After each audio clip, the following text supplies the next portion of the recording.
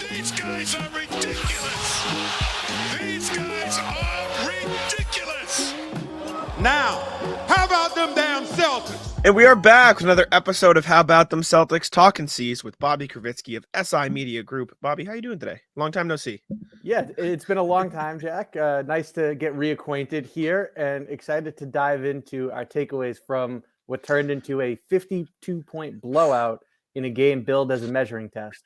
It was electric. Sam. I know you caught the majority of the stuff you needed to see, which is automatic. I did. I got to see the beginning. I saw them treating Jaylen like he's Ben Simmons. Yep. And I was as confused as everybody else, including Jaylen. Yep. Shout out to Justin. Yeah, Justin got the retweet. The Terp bomb. Terp bombs were dropping. I love Terp bomb, dude. Terp bomb is so sick.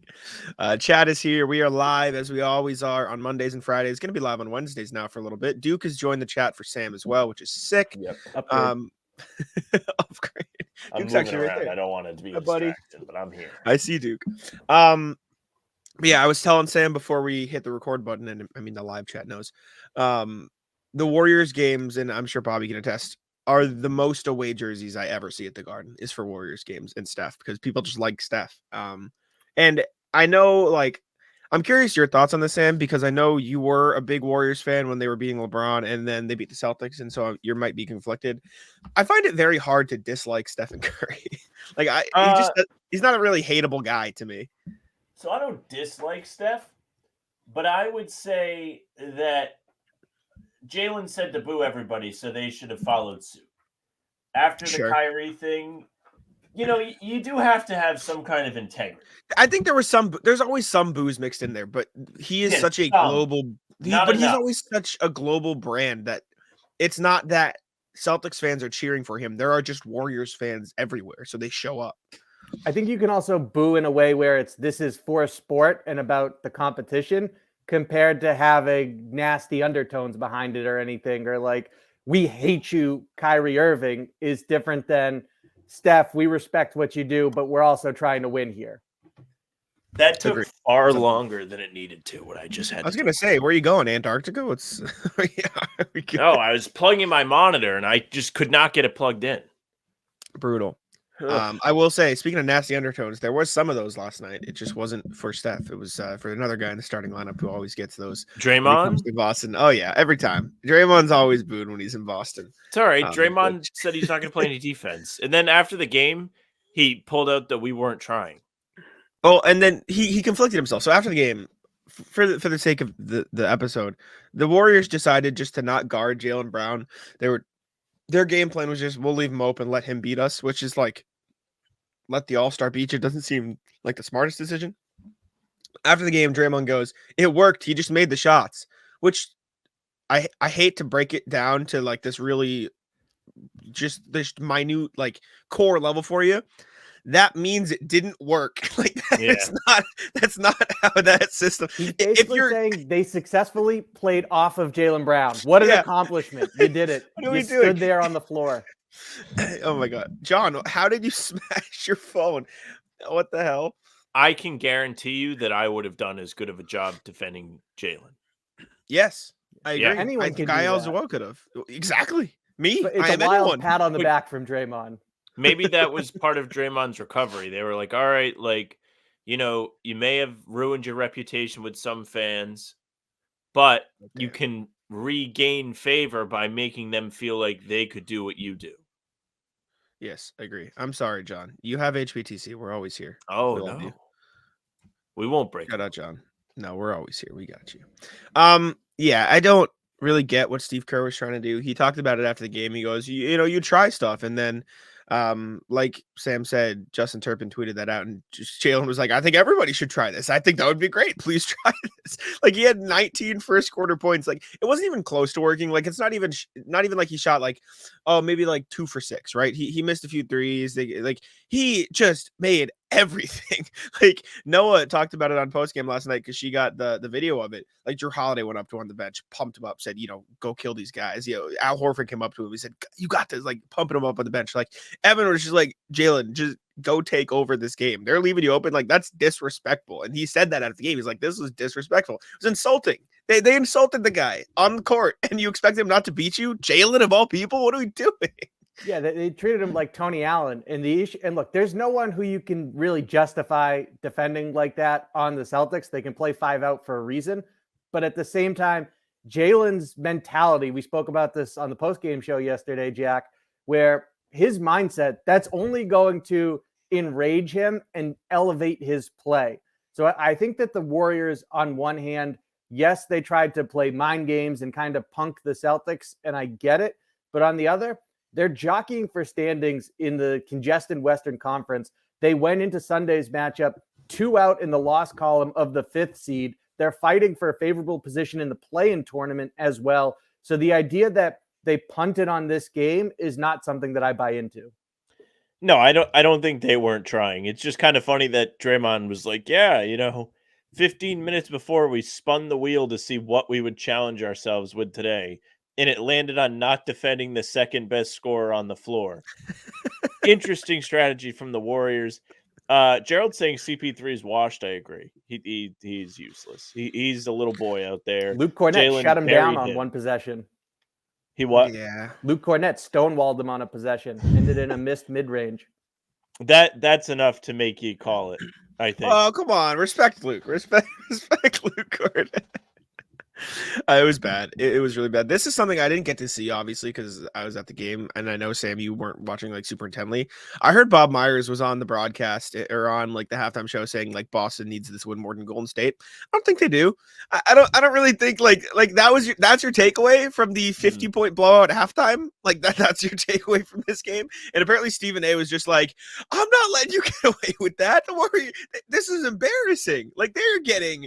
Correct. There is fighting harder and like maybe like a 10-point win, and there is like infinitely better team making the Warriors look like an elementary school basketball team that didn't have actual tryouts. Like that's what that was last night. This was anybody who wants to play gets on the team, guys. Like let's go, come on, let's hang out, and that's what they did. And they had 38 points at halftime. Like at halftime, that doesn't Jaylen happen. and Jason had more than them. It was insane. It was insane. That was crazy. And Sam, I know you tweeted about it when you were watching. Everyone's going to talk about the 140 points. They held the Warriors to 88. Like they held Steph Curry to what might have been his worst professional basketball game ever. And he was trying. That man was chucking up threes. He had 9 threes in the first half. Like that defense they played last night was terrifying. Yeah, the defense was unbelievable. I mean, they had Golden State unable to even get a good look.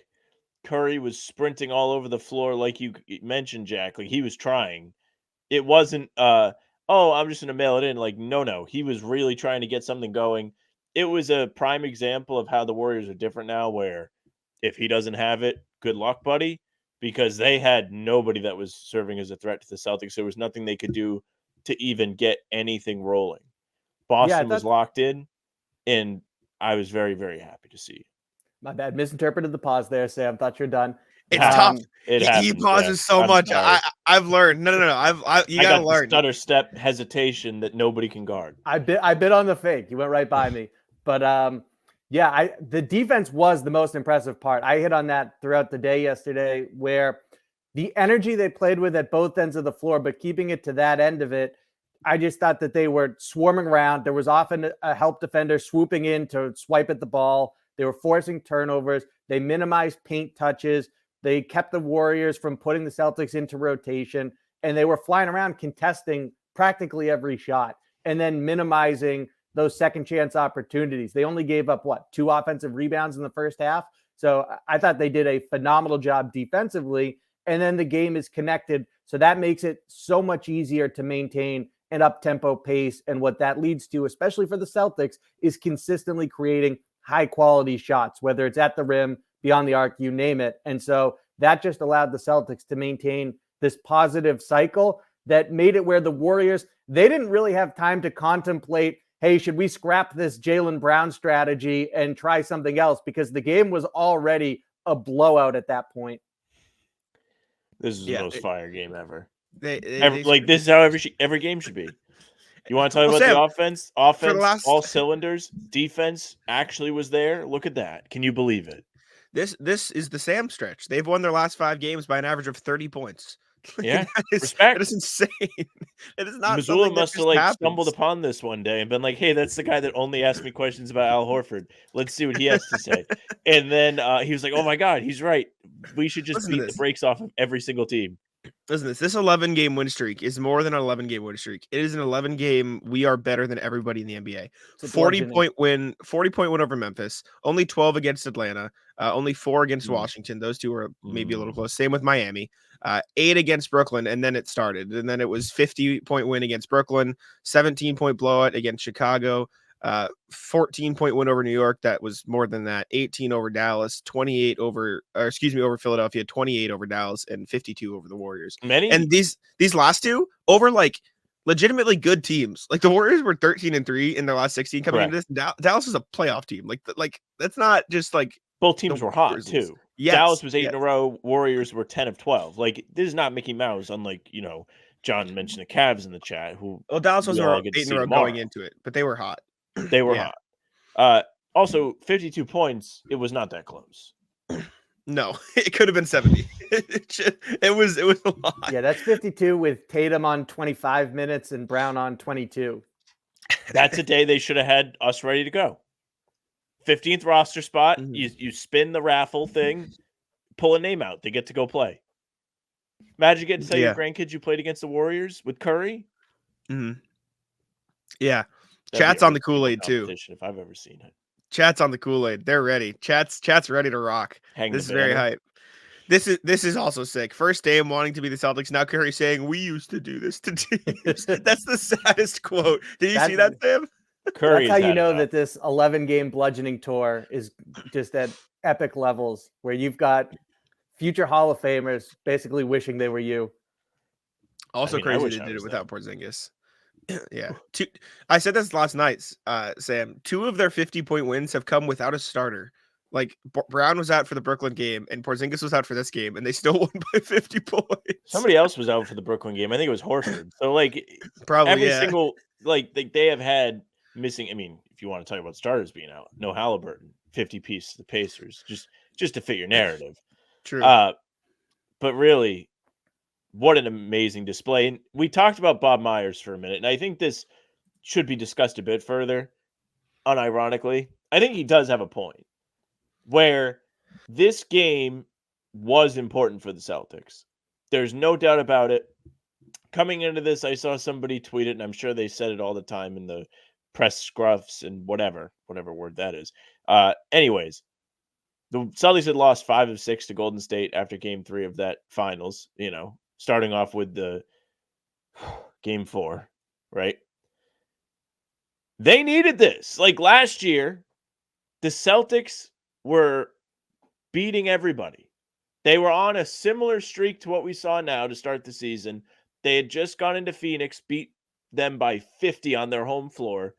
Saturday night, prime time, ABC 8:30 at Chase Center.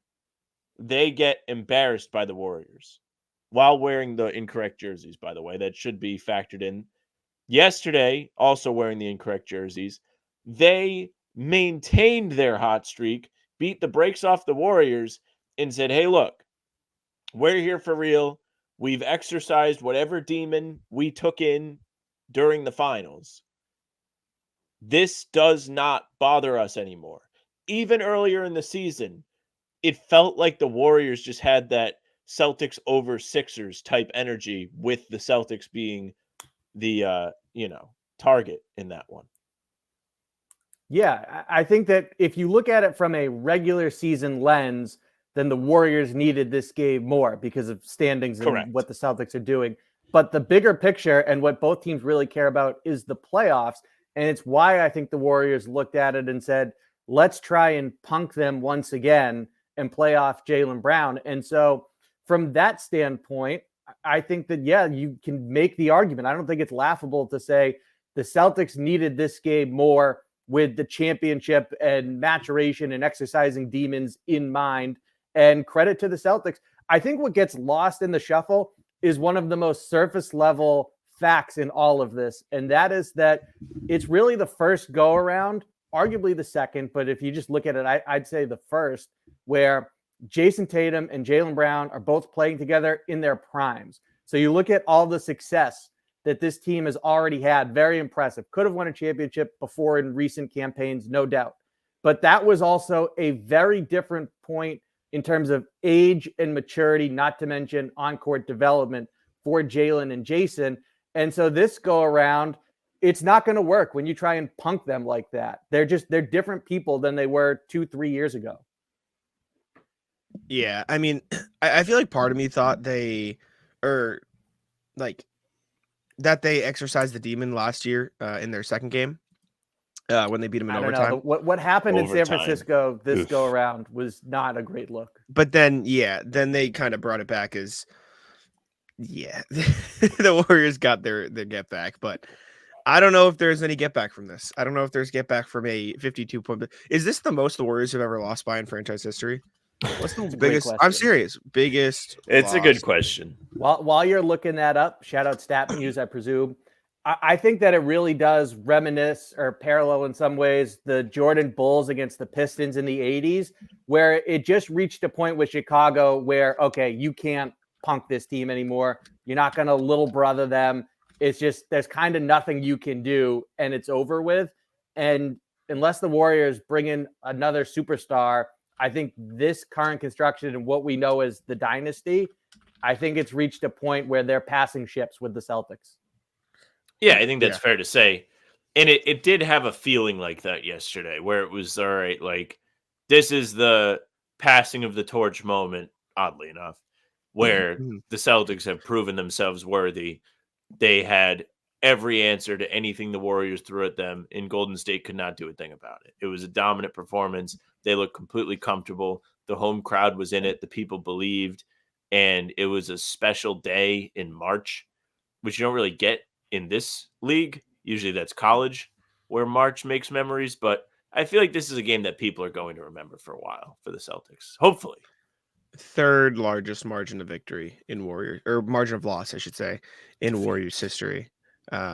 Whatever you want to say. 52 to the Celtics. Before that, it was 53 to the Raptors in 2020-21. They lost by 53 to the Raptors, which I don't think that was a particularly interesting Raptors team. Yeah, but that was a bad Warriors team. Yes, true. Wait, no, it wasn't. No, that was the year after. Well, that they was, were mid. They were like what they are this year. They were in the play-in. Not losing by 53 to correct, the correct, Raptors. correct. I got my years. They also lost by 63 to the Lakers in 1972. So not great. But yes. Thank you, Maybach. We appreciate you. Salute to you. The salute.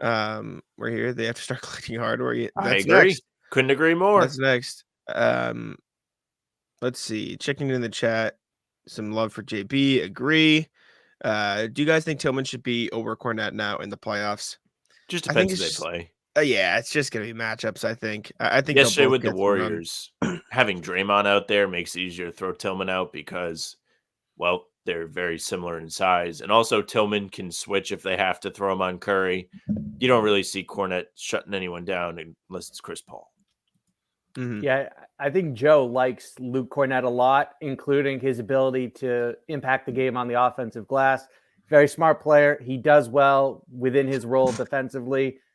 But Tillman has really impressed these last two games with what he's done, first and foremost on the defensive end, whether it's running perimeter players off the line, helps to win the math advantage, whether it's holding up against them, period. He makes really smart rotations to be able to help protect the rim as well. He's good on the glass. We've seen him as a screener and facilitator, most notably the lob to Al Horford Friday night against the Mavericks. So I think he brings a little bit of everything to the table. Ultimately, it's about the matchups. You're not going to completely see Cornette sitting on the bench come playoff time, but I think there's a lot to like with what Tillman can provide. The IQ is certainly there. Mm-hmm. I'm in.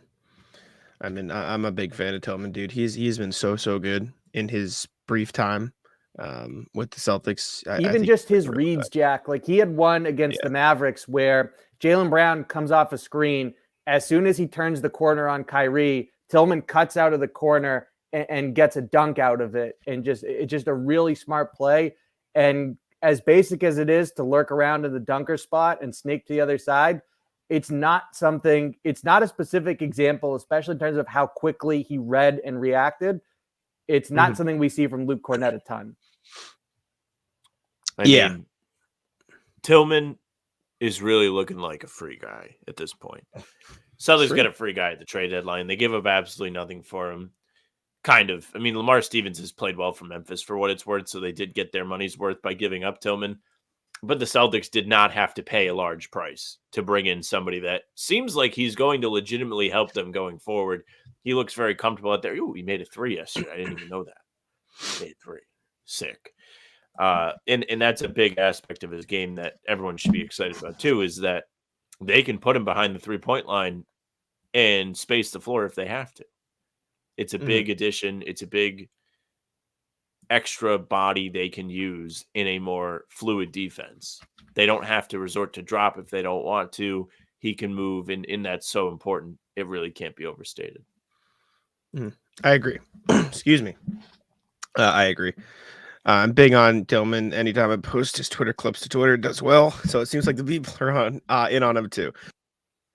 Bob, you want to talk about Jaylen on Steph? I guess we kind of touched on Jaylen's anger, but Jaylen not only translated his frustration with the Warriors leaving him open into scoring a bunch of points, he also completely just I don't want to say embarrassed Steph Curry, but locked up Steph Curry, forced a backcourt violation, got pumped up in the crowd. It feels like whenever Jaylen gets mad now, he translates it into elite defense. I don't necessarily think he'll get an all-defensive team this year, but he's playing that level on that end, I think. Yeah, he's made it a point to be locked in more consistently at that end of the floor and challenged himself.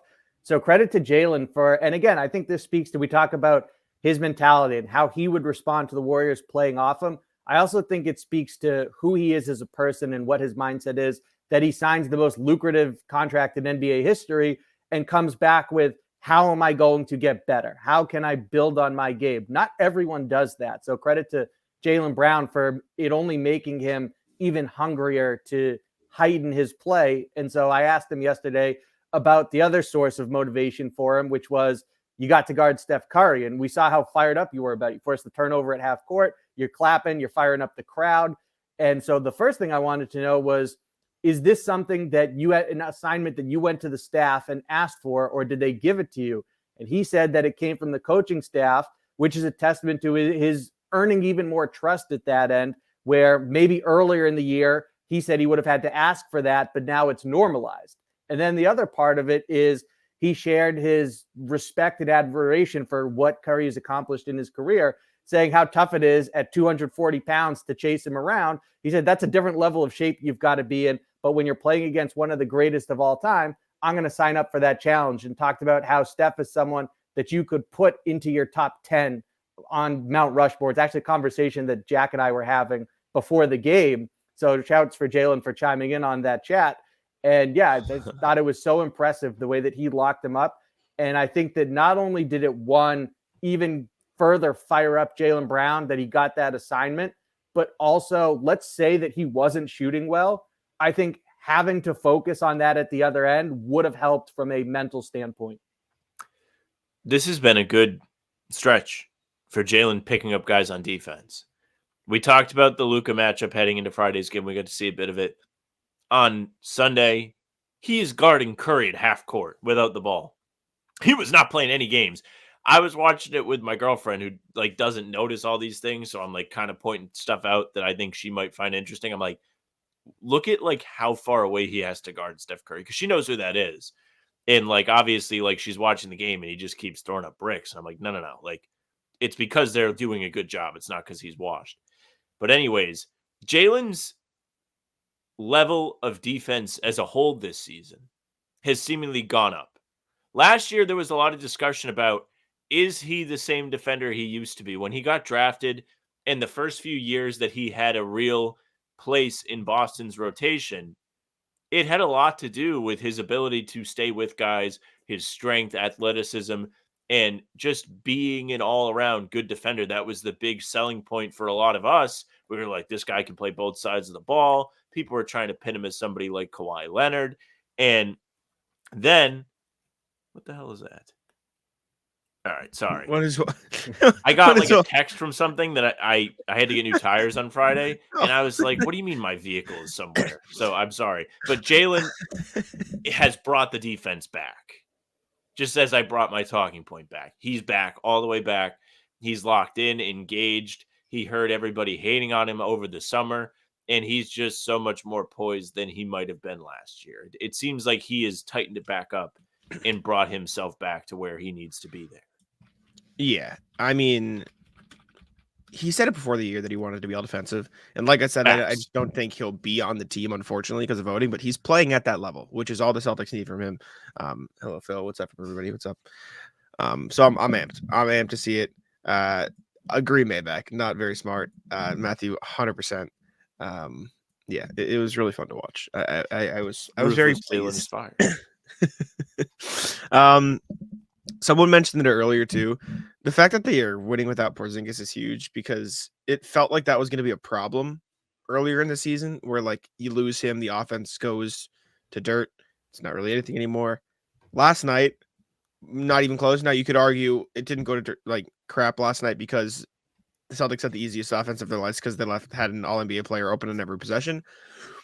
Probably not the smartest decision. However, they still managed to blow out a team by 50 without Porzingis. Bobby, are there still concerns for you about the offense when Porzingis isn't out there? Or did this ease any of it? Or was it just the Warriors left Jaylen Brown open?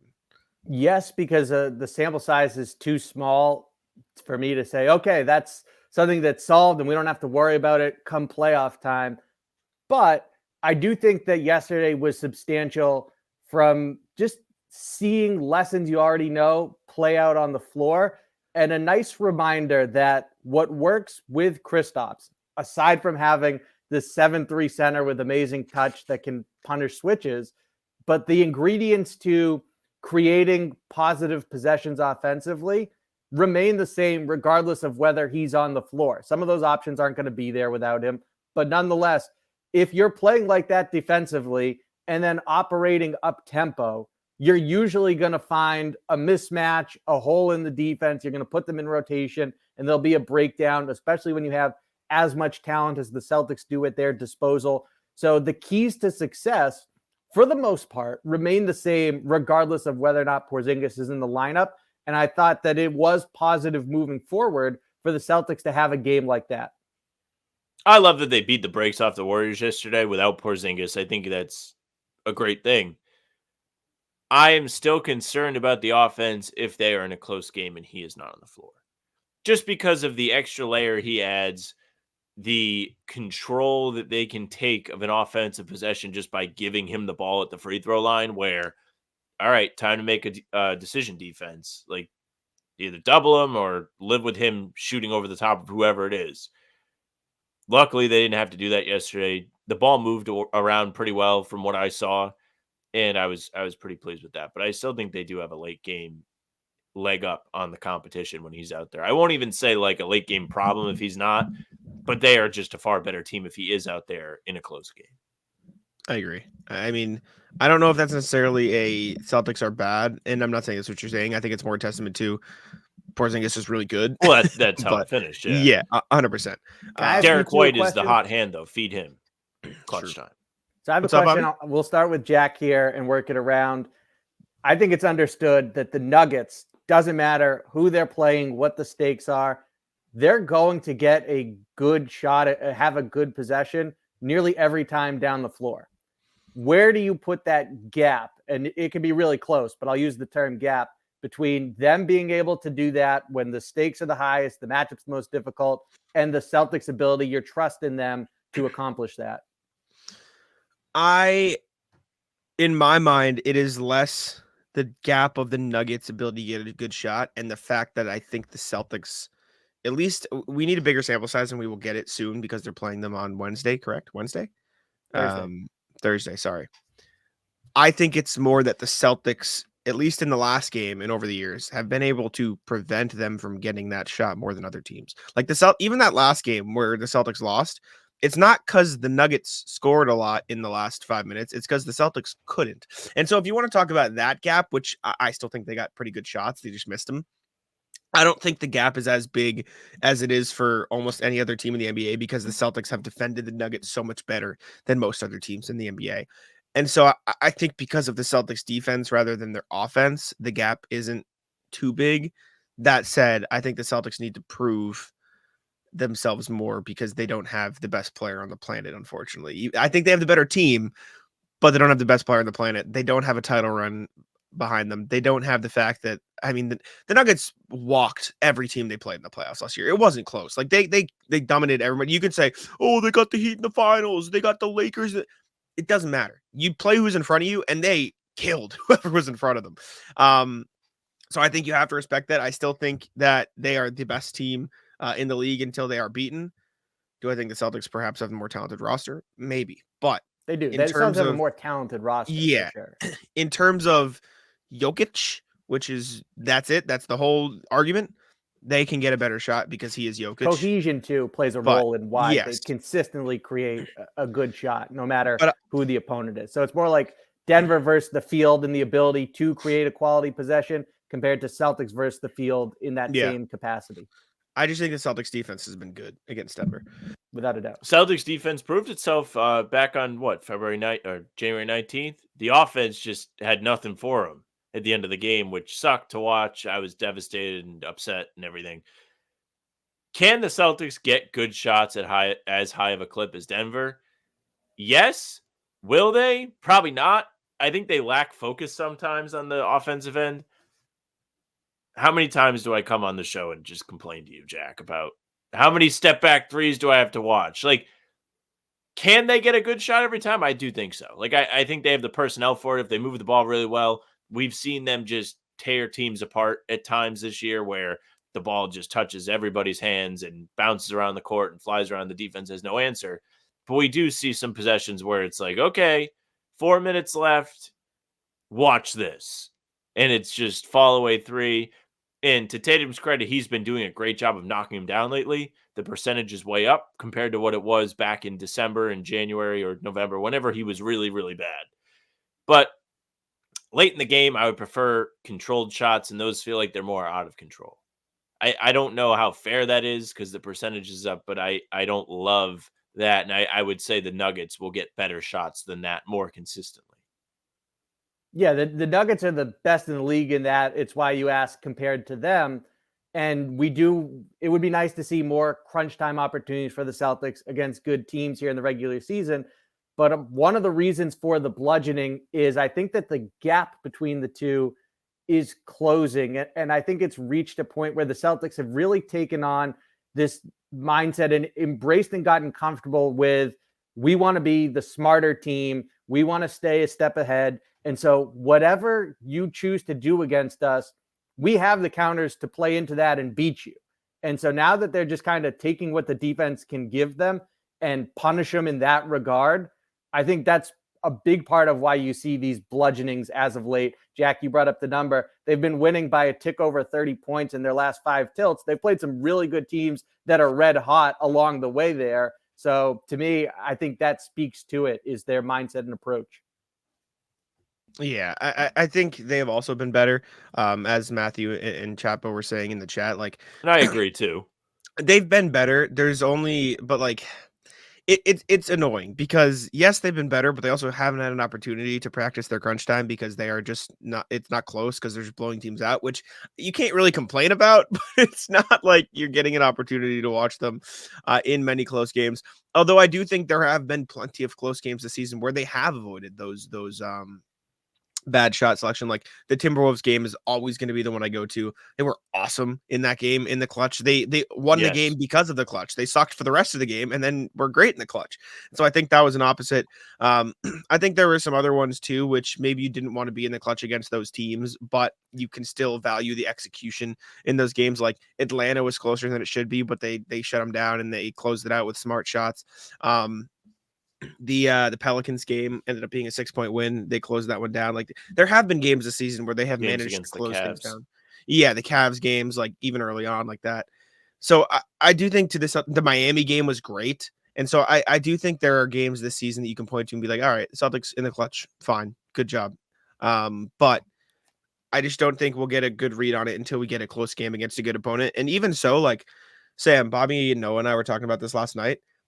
How much stock can you put into regular season games anymore? Like even this next stretch against Denver, Phoenix, and Cleveland, like it's March. Like how much do you want to put stock into that? Are the Nuggets like at full capacity trying? Are the Celtics at full capacity trying? Like these guys, especially teams at the top, especially the Nuggets, who know that seeding doesn't really matter for them anymore because they're probably going to get a top 4 seed anyways, and that's what it is. And the West is so messed up, you can't really plan for somebody you want to play. Do these guys care? So, like, I don't know. I don't know if I can put much stock into the rest of the season until the playoffs start. Well, if you want to talk about the upcoming stretch, tomorrow's game in Cleveland, the Celtics head and shoulders above the rest of the East. Cleveland, they've been on a pretty good heater since the turn of the new year. I have downplayed that any chance I've gotten because they have played all the Mickey Mouse boys out there. But they will have a chip on their shoulder against the Celtics tomorrow. And I think the Celtics will have a chip on their shoulder because they're like, listen, we've won 11 straight now. We want to keep this going. And also, we want to prove we are better than Cleveland. People have been talking about Cleveland just like they were talking about the Knicks. And they came out in MSG and beat the brakes off the Knicks. So I think they're going to bring it at the Q tomorrow. Going forward, Denver. You just lost to Denver at home. They snapped your home winning streak. Denver has had to hear about you all season, about how great you are, even after they beat you. Both those teams are going to get up for this. If you want to pick out one where I think it might be a bit of who cares is Phoenix. Phoenix really doesn't have my respect, so I'm sure the Celtics aren't like, this is the greatest team ever. But KD's still there. Like, they've had the Jaylen thing where it was like, hey, we might trade Jaylen for KD, and it was out all summer last year. Now you've got a chance to just go in there and beat them up. They beat them up last year in Phoenix. Do I think it's worth being like the Celtics will never win a title if they lose to Denver for one night in the show? Yes, but realistically, no. It's just not the way it is. Yeah, I think that it's going to be interesting to see if the decision is we're going full throttle against the Nuggets, then that should factor into pacing leading into it. They didn't play a ton against the Warriors on Sunday, so I'm not saying sit guys against Cleveland or even sit guys against Phoenix. But Jaylen Brown hurt his knee against Golden State. He had the big ice pack on after the game. Not uncommon. Wouldn't be surprised if he plays, but let's monitor the injury report and see what his status is. But yeah, just in terms of, again, if that's the decision, we're going against the Nuggets, full throttle, guns blazing. As much as Joe wants to win every single game and the mentality is win the day, I think that does need to come into the calculations in the Cleveland and the Phoenix games leading into it. Yeah, I don't know. I'm very in for the Denver game. Like that's the only one that I really care about. And even so, like, how much do I really care about it? It's like, I don't know, who knows, but still, Celtics have also played. I wrote about it this morning, and Bobby put it on our, like, we should talk about this sheet. The Celtics don't care. And Joe literally told me that last night. Like, Sam, you laugh. Joe told me, like, quote, bar for bar, this last night. I asked Joe, I go, you've talked about it a lot. This idea of not living in the past, not living in the future, like being in the present and the future is like one game ahead of you. I was like, does that change after a big win like this? Like, do you get juiced up to beat playoff teams? Like, it doesn't matter. Joe, verbatim. We show up here and we play the game. It's the most important thing that we have to do is play the game. And when the game's over, nobody cares. They don't care. They don't care. They don't seem like they care. The 3 times I've been there this year after they've won, nobody's like juiced up in the press room. Like, no. And I was there. Let's see. Who did we see them play first, Jack? Cleveland, Pelicans. Who was a good team. Oh, Cleveland. Then New Orleans, which was a good comeback win. Mm-hmm. And then beating the brakes off of Philly is always fun. And no one really seemed to care at all. Which is a good thing. Because they don't care after wins. They don't care after losses. They are robots. They just... Actually, somebody got mad at me for calling them robots in the Celtics blog comments, which, like, why? They were like Terminators walking around. They said robots. There's nothing mechanical or programmed about this. That call them professionals, assassins, or clinical, whatever. But robots, I'm like, you think this person's doing a bit? I don't think so. I think they were serious. Anyways, but I think it's robotic the way they are just looking ahead of them. So that's the word I used. It is. And I think like it's great. Terminator there for I think it's great. Yes. I like that too. Win the day. What a weekend. It's kind of Patriots like, which makes sense because of the age that Missoula grew up in this region, where it's do your job and then move on to the next one. It's a good point. Do your job. That's been his mantra pretty much, except he just changed the words. It's like when they reboot Spider-Man and they changed great power, great responsibility to say something else. Like him saying win the day is pretty much do your job. It's the same thing. It's great. I love it. All right, Bobby.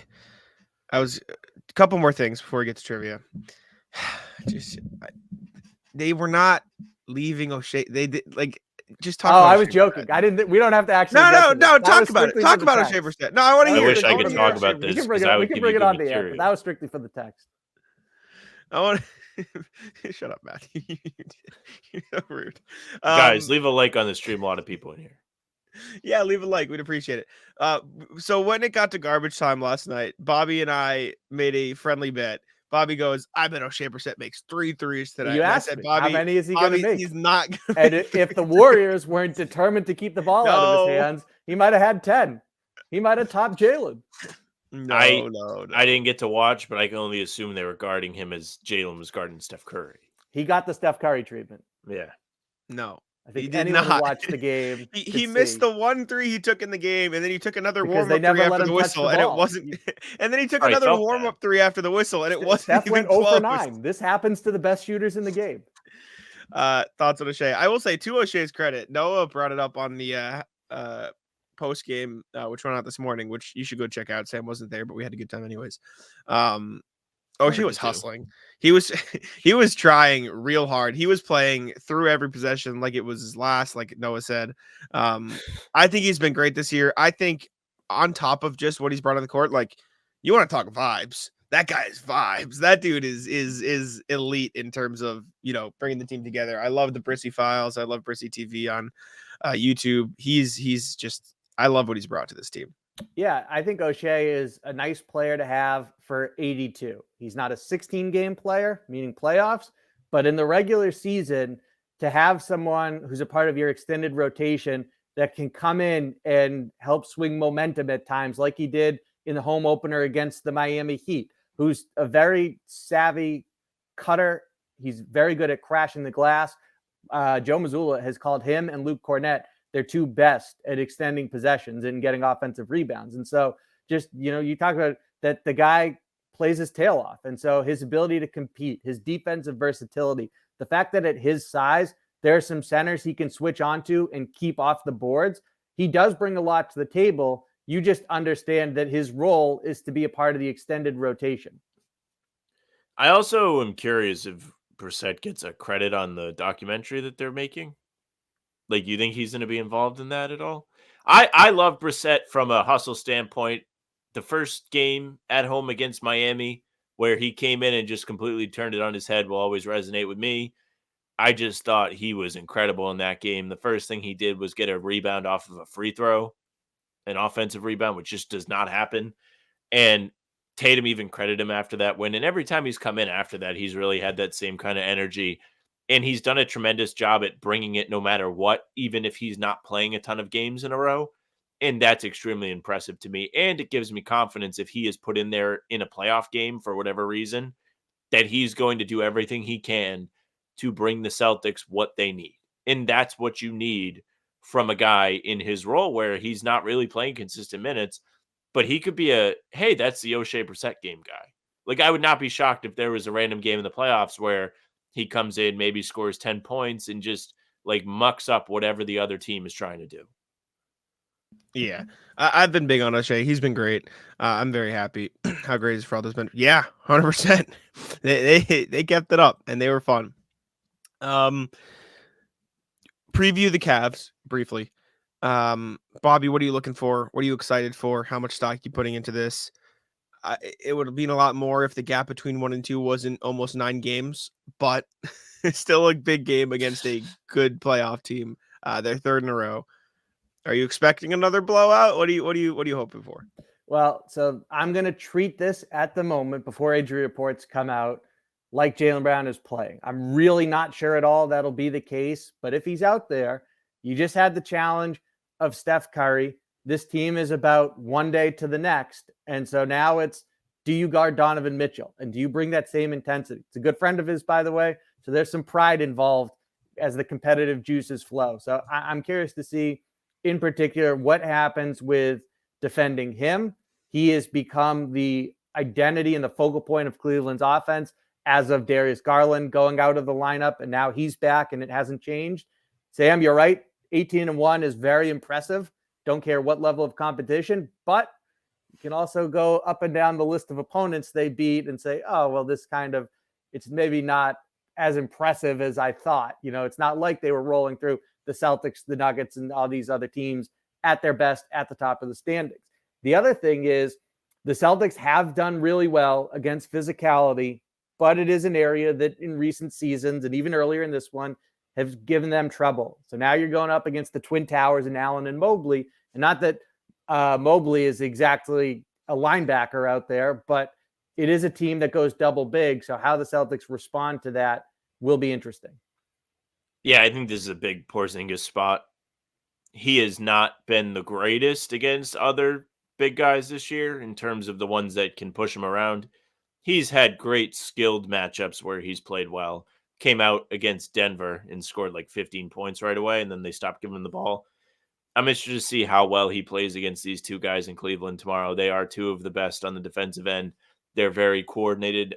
Somebody put in the chat earlier, I think it was Gerald, or no, it was Joey Spatula. Got to give him credit that Allen has been really good as the short roll man, and we've seen the Celtics do a ton of actions like that, and it is extremely effective. So I'm curious to see how they handle that defensively. And people have been saying he deserved an all-star shout this year after getting in last year or the year before. He's been there before. They're quality, but I think the Celtics should beat them. Every game, no matter what. Have you ever predicted a Celtics loss on one of these shows? Yeah, I thought they were going to lose to the Sixers last year before the series. For the whole series? I thought they would do. Because I didn't know if there'd be a regular season game that you went in saying, I think they lose tonight. He's predicted losses. I think I would have to go back and look. I want to say the Milwaukee game was one I predicted, like when we went through and we're like, okay, like we're going to look at the next 10 games. And I was like, well, I think they'll lose that. It's back to back. They're in Milwaukee, blah, blah, blah. I didn't think it would be what it was, but they did lose. Yeah. Taking my son to his first game in Cleveland, go Celtics, third generation. Love that. That's dope. Hell yeah, Kevin. Go Celtics. Yeah. And then, it's 8.5 games over the Bucks and the Cavs now. Celtics are running away with it. Speaking of the Bucks, I don't know if you saw me tweet this, but the official Bucks account tweeted, we have held 4 straight opponents to under 100 points. And it was like Chicago, Charlotte twice, and then the Embiid-less Sixers. So I was like, congrats. Good job. Good job, guys. The Celtics held the Warriors for under 100. That's only the second time they scored 100 or fewer this season, and their previous low was 97, and they scored 88 against the Celtics. So maybe tweet that. Bobby, anything else you wanted to cover before we get to trivia? I'm so ready for trivia. Good, because I've got a heater today. I've got a great. I'm very proud of that. I thought of this because it's very sick. Okay, let me pull it up. Celtics Canada for the last one. Yes, shout out. Chat's off, Sam. Oh, chat. Shut the chat off. My bad. That's okay. That's why I say it. Sammy cheats. Yeah, right. Never would cheat. All right, here we go. It is a 2-1 series. Sam is up, which means Sam will go first. We are going to be naming current season only highest assist pairings, i.e., this player. How many assists has this player thrown to this player this season? So how many? So I'll use a non-Celtics example. Tyrese Halliburton to Miles Turner assists could be one of the best. Like I'll give you. Let me find like the top example in the league. Are we doing across the league? Just Celtics, okay. Just on the Celtics. So I gave a great example. And we're doing Tyrese Halliburton. We're doing like 5 apiece. Yeah. There's enough. Tyrese Halliburton has thrown 155 assists to Miles Turner this year. Fred VanVleet has thrown 153 to Alperen Şengün. Tyus Jones has 154 to Kyle Kuzma. So tell me, we're doing Celtics only. Assist to assist, person to person. We're going to go down. Sam, you get to kick it off here. Jason Tatum to Derek White. Jason Tatum to Derek White. All right. Let's see. Sorry, it's not on like Basketball Reference, so it's going to take me a second to like find it and paste it. Where are you looking at? Okay. PBPstats.com. Let's see. I don't know if that definitely isn't good. It's tough for the context. Like, what's funny you won't is know I was until we going to start go with seeing I was and will be going with the inverse, Derek White to Jason Tatum. Derek White to Jason Tatum. Let's see. All righty. Bang. Oh, what the hell? Sam, back to you.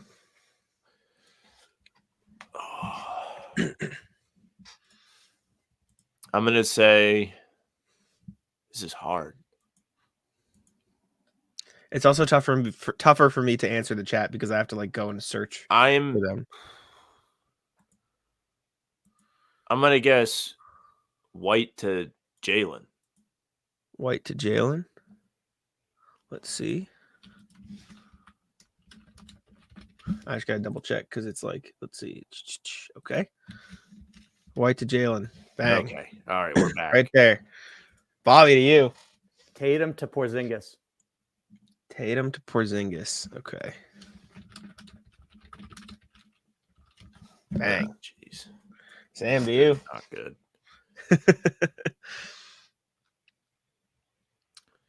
I'm going to guess. That's a good guess.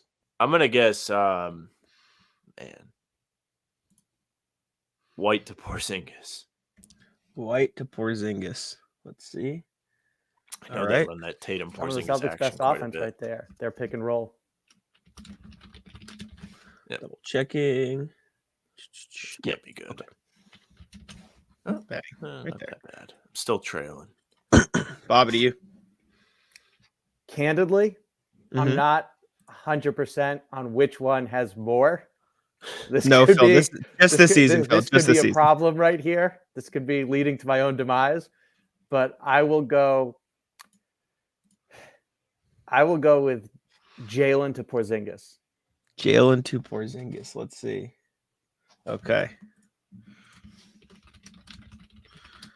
I have to double check every time. Okay. Bang. Right there. This is terrible. Sam, to you.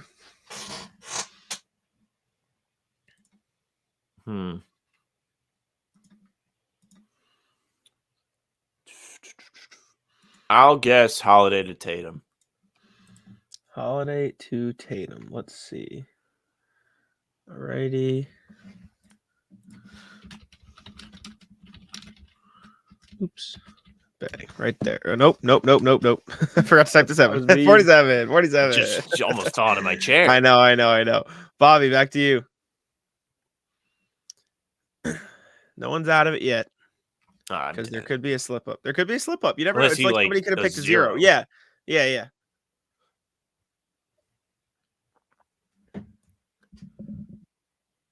I will go. That's kind of boring, but I'll flip it and go Porzingis to Brown. Porzingis to Brown. Let's see. All right. Porzingis to Brown. Sam is back in it. Sam is back. You're welcome, Sam. Sam is back. You're welcome, Sam. I told you, no one's dead yet. This is a catastrophe. I'm gonna have to start counting. This is gonna be the first one where I have to tally. This is great. Oh no, Matthew, that one's not too high. I think it's actually it's not terrible, but it's not necessarily up there. This is tough. I'm sorry. I'm so excited. I'm so glad. I was so happy when I thought of this category. I was like, "Ooh, this would be cool." Yeah, Phil, I wish there was a way to look at all time in a season, but I'm just looking at this year. I could quiz them on specific years, but I can't see like all time.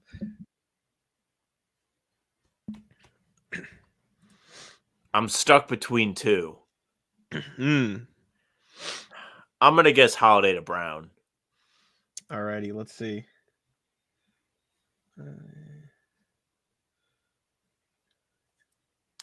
This can't be good. It took him a while. Well, it's just they're a lot of the same names, so I just have to like find. You know what I'm saying? Oh boy! Dang, We're back. Bobby, you need a heater here. That was a bopper. Wow, this is gonna be really close. Do you want me to tell you how many you need? Do you want me to calculate this now while you think and see how many Yes. you need? Yes. Okay, Yeah, do that. Let's take a look. So It's not gonna like tell him answers. yeah, More fun for the chat. I'll open in the comments because I'm done guessing. I'm calculating now. There are probably some good ones left. So Sam finished with 249. I'm gonna double check that math. I'm gonna do the math again just so I'm Okay. absolutely sure.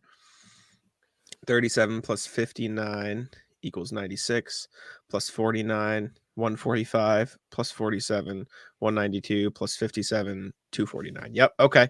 Bobby Okay. currently has 58 plus 55 plus 22. Bobby has 196. Okay, So he needs 53. Bobby needs 53 to win this. Tatum to Holiday. I am in shambles. 49. Oh my God. Wow. Wow. Wow. I'm humiliated. That's the worst loss My I've taken on. God. That is Celtics-Warriors game 4. I played with Wow. my food. I went Porzingis to Brown to make it more competitive, and I got burned for it. That was a good one, Jack. If it makes you feel any better, I don't think you could have won on the last one. Really? I don't think there were no 53s left. The highest was 51 left. And so I think the 22. What was that? 51 was Holiday to Porzingis, which I don't think anybody said. Yeah. I was left. misinterpreted my early lead, the size of it, Mhm. and I'll never forgive myself. The 22 is, yeah, that was the nail. in the Was coffin. White to Tatum number 1? Yes. What is Tatum to Hauser? Tatum to Hauser. I saw some Hauser in the chat, and that's a good guess because I feel like 28. every single 28. Hauser So basket. if you had That would've guessed, won it. yeah. That would have won Yeah, it. that was it. Oh my God. What a run. Yeah, the 22, the KP to Brown is deceiving. It's usually Brown to KP. I just started thinking who has the most assists on the team, and I just started guessing to the best players. Yeah, here's the top ones for those curious. Yeah, it was what a game. What a match. That was awesome. Brought it back. 3-1 lead for Sam, the comeback of the century. Man. Wow. Claps, big claps. Clap it up. It is interesting that the gap. This is a between fun form of trivia. I will say that. Mhm. I'm glad we finally had to do a calculator one. I didn't just like know the winner. It's also fun to see like the difference. Like the Celtics highest is 61. We're like around the league. The highest is 155. Wow. It's just because the Celtics share the ball so much. Yeah, because they have the most talented top 6, so it just looks different. You know what I should do? It would be too similar. I tell should have us. done yeah. Well, it's too similar. I don't think I'll do it. But all right. Well, tough one. Great game. Unfortunate for Bobby, but a I phenomenal got one. cocky. Pritchard to Hauser was a good one. He's been up there a lot. They are the most of any bench unit. There was a while early in the season where Pritchard to Hauser and Hauser to Pritchard was the most assisted anything on the Celtics, but when they play significantly less minutes than the rest of the guys, they're ultimately not going to be there. But I was afraid was to guess Holiday because it feels like he doesn't have the ball that much. A lot of his assists must be connector assists. he's like third on the team in assists right now, though. So I it know doesn't he make has a lot. Like I know he averages a lot per game. But yeah. sense. I mean, Yeah. think about his role in pushing the pace. That Mm-hmm. Holiday this season has assisted Brown the most, then KP, then Tatum, then Derek White. Mm-hmm. But yeah. All right. There we go. I'm pretty sure. Let me check myself here. Xavier Tillman only has 1 assist to a Celtics player. Who is it? Brissett on that corner 3 against Dallas. It's 2 players. Sorry. I was going Moving for the goalpost. I know. I forgot that one. I was looking for the Al Horford. Is it like Svi Mikhailo or something? No, crazy? the Horford alley. Yeah, the Horford lob. Through the Referenced earlier in the program. Anyways, thank y'all for tuning in. Bobby, any final thoughts? I apologize to everyone. No need. Thank y'all for tuning in. We appreciate it very much. I'm considering, should I post the trivia as separate videos? I wonder if I like post the Talking C's as this and then post like Celtics trivia, most assists, like Celtics. Do you think Starting it'd do well? the next time we do trivia? Absolutely. No. This one is electric. I'd have to. Great idea. Moving forward. It is a good idea. And it works as a short too. It definitely works for TikTok. Which is much more of an ask, but it you works don't have regardless. We'll see. We'll see what I cook up. All right. Thank y'all for tuning in. We appreciate it. Make sure to subscribe to How About Them Celtics. Check us out on all platforms. Bobby's work, si.com/Celtics. Inside the Celtics there, and I'll let Sam take it out. Yeah, thank you very much for watching. If you're with us live, we do appreciate that. Make sure you subscribe to the YouTube channel or follow us wherever you are watching. Big thanks to Bobby again. We love having him for Talking C's 3 times a week. It's always a blast. You can follow him on socials at Bobby Kravitsky. You can get all of his updates on the C's there, and also check out his work for Inside the C's, part of SI Media. You can do us a favor and follow us on Spotify and Apple. Our audio podcasts and game recaps are there for you every time. No matter what, you can find them. You can email us, hbtcpod@gmail.com. It's a great way to get in touch with us. Jack and I are recording tomorrow's pod at some point today. So if you have some thoughts, send them our way. Socials are at How About Them C's, Twitter, Instagram, and TikTok. Facebook is just the name of the podcast. You can find us there for all of our streams. Those are also on YouTube and Twitter. Jack's Twitter's at Jack's NBA. Mine's at Sam LaFrance NBA. That's it for us. Bye.